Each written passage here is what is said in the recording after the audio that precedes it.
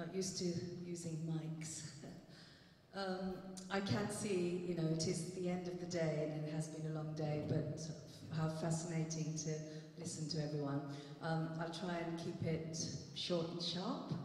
As Naveed said, I'm Sudha Bhuchar. I've been in the theatre for over 30 years.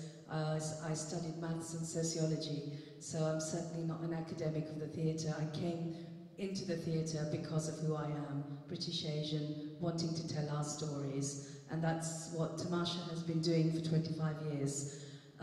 The slides that are just there, you know, and they'll be on a loop so that you can sort of get an idea of the variety of work that we've done. As I said, for me, British Muslims have featured extensively in our plays, as has their connection, you know, to the subcontinent, through literature, their global diaspora of Asian communities. We've commissioned new works and discovered British Muslim writers like Ayub Khandin. I'm sure everyone has heard of East is East, the play. We did the play before it became a film. Ishi Din, who is a taxi driver from Middlesbrough, and we commissioned his first play, Snookered. Imtiaz Hussain, whose play Sweet Cider comes on a loop there. We have a second play coming up from her called Blood, which I hope you'll all come to, Avais Muhammad. For me, I'm passionate about discovering stories that come from research and immersion in the community. Those are the stories that have an authenticity and a truth that can really challenge the perception of Muslims. I could really relate to Naveed's paper, the whole idea of meta-narratives. I think where theatre comes in is looking between those, by focusing on the deeply personal, showing a wide variety of characters in all their complexity, and inviting the audience to look at the universal by shedding light on the particular.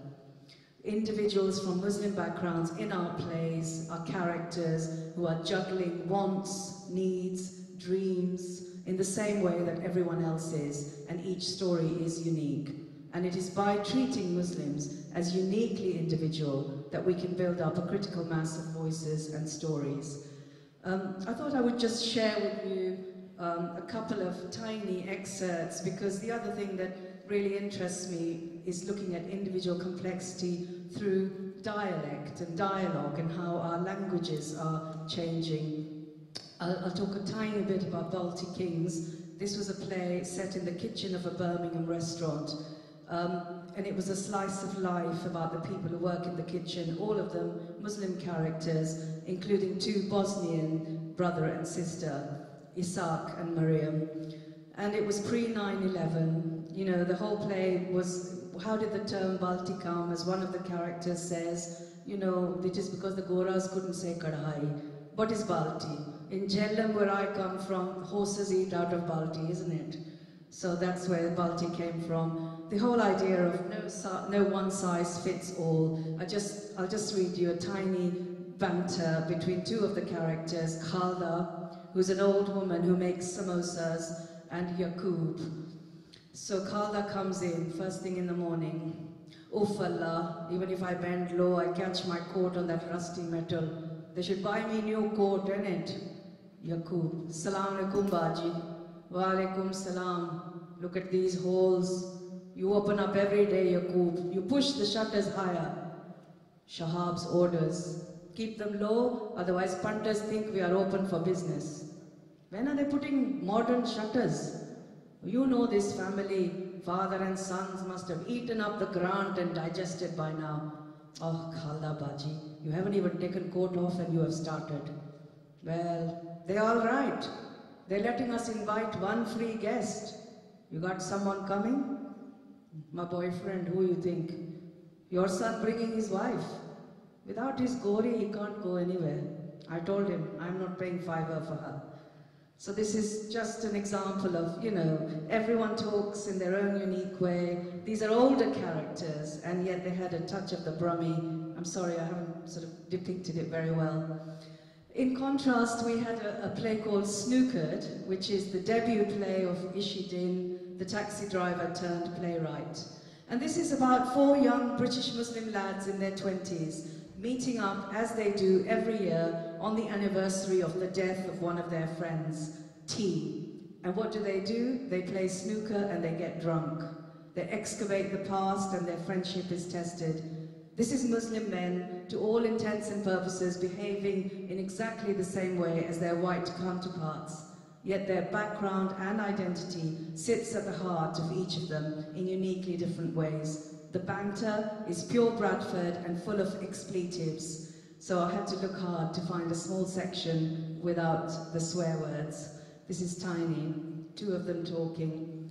When is tea's thing? You know, the khatam. Oh, in a couple of weeks, are you coming back for it? What's it all about? You're praying for the person who's died, asking God to forgive him. I thought you didn't believe in all that religion. Well, I'm not. I'm coming back for his mum. Well, don't you believe in God? Why does that not surprise me? Well, I thought you was doing enough religion for the whole town. Turns out you're not. Going on like he's Mr. Islam 2012, when really he's just a pisshead like the rest of us. 1 minute, he's first in the queue to Mecca, and next he's necking Bacardi. I told you, I didn't stop drinking because of the religion. I don't need a drink to get through the day. The character here, Mo, wasn't drinking that night because him and his wife were having IVF. So the four characters, Billy, Shaf, Cami, Mo, they're uniquely themselves and they explode any preconceptions and myths of Muslim men. This is what I believe in, sort of portraying that sort of authenticity of lived experience. Ishi is from that community that he's writing about, and he's writing a trilogy of plays. The next one is called Approaching Empty, which is set in a minicab office in Newcastle. So I'm sorry, I won't there are millions of examples of plays. There isn't time to talk about them all. But, you know, I just wanted to share just some small, tiny anecdotes. I worked with 10-year-old British Bengali kids who helped me write a play called Small Fish, Big Cheese. It was about a group of 10-year-olds who thought the world was going to end in 2012. And this came from one of my children. He came home one day and he said, "Mum, the world's going to end in 2012 and we'll have spent all our life at school." And this gave me the seed of an idea for a play. I called it Small Fish, Big Cheese, because the small fish were the 10-year-old kids who were going to save the world, and big cheese could be, you know, the government, God, whoever, people, you know, the sort of powers that be that they had taken on. And I sort of put this to the kids that I was working with, and they were all British Bengali Muslim kids, and they said to me, "Well, yeah, of course, the world's going to end, you know, we know that. Well, we know it's going to be on a Friday because our parents told us." So they were not at all concerned that the world was going to end because it was an absolute certainty to them. But being Muslim was just one of their composite and unique identities. And in many other ways, they were like any other 10-year-olds. And the play has characters who wants to be a footballer, save the Bengal tiger, loves Oscar Wilde, and another whose dream it was to play drums with Dave Grohl and the Foo Fighters. So that was the characters in Small Fish, Big Cheese. I'll cut my speech short because there's lots more to say, but we haven't got time.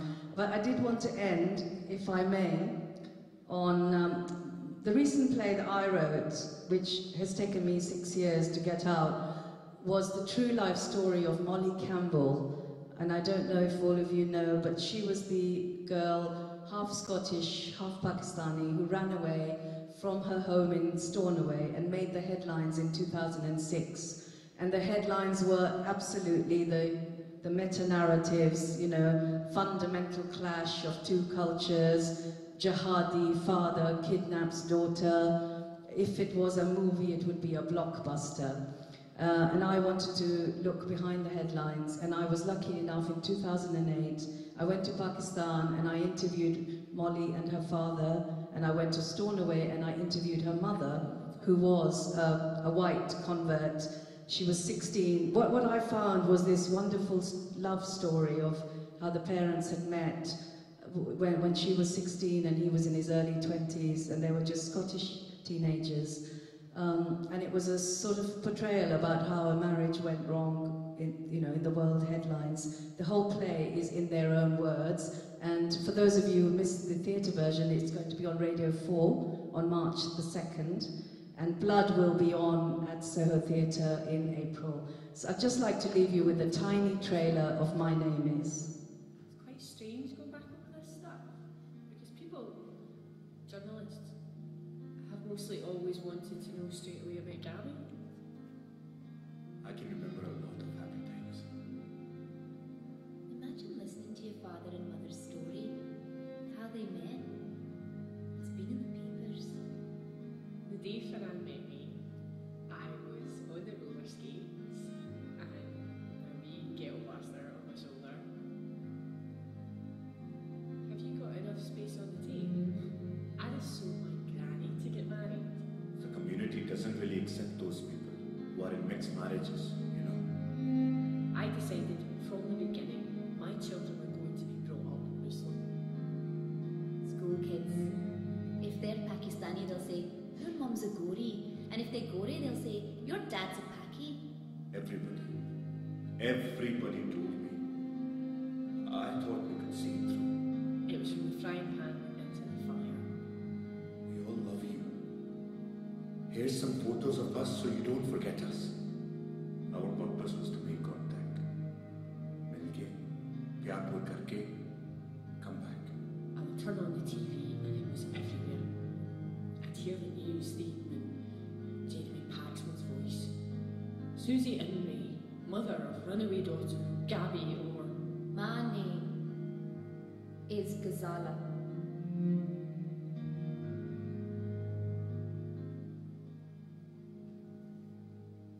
Thank you very much.